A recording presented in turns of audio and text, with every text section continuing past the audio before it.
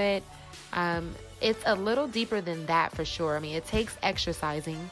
It takes stimulating your brain cells to think differently, to think outside of the box. And what we learned in school is really to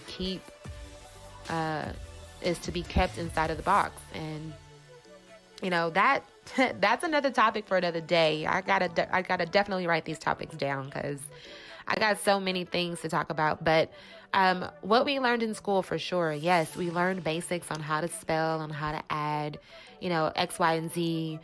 But also, too, we were taught to stay inside the box. So now to try to cultivate happiness, you have to change your mindset. Don't think negatively and then just think outside the box.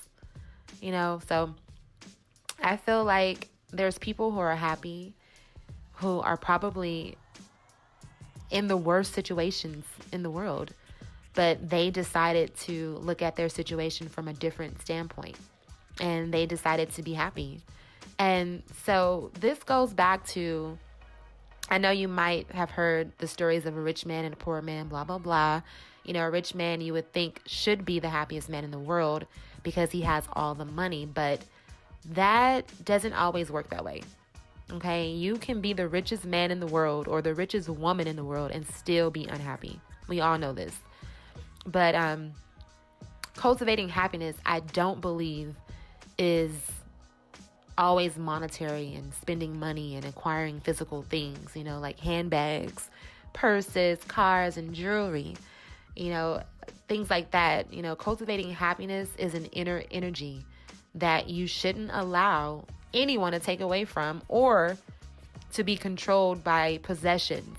Honestly, don't allow your possessions or anyone to, be in charge of your happiness.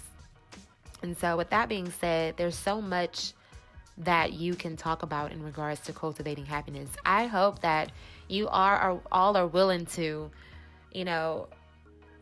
cultivate happiness today, this week, even, if something happens that might not be in your favor, or you just might think that it's something bad, something negative, try to turn it around and try to prepare that negative to turn into a positive by just thinking about the good things, the good that can come out of it.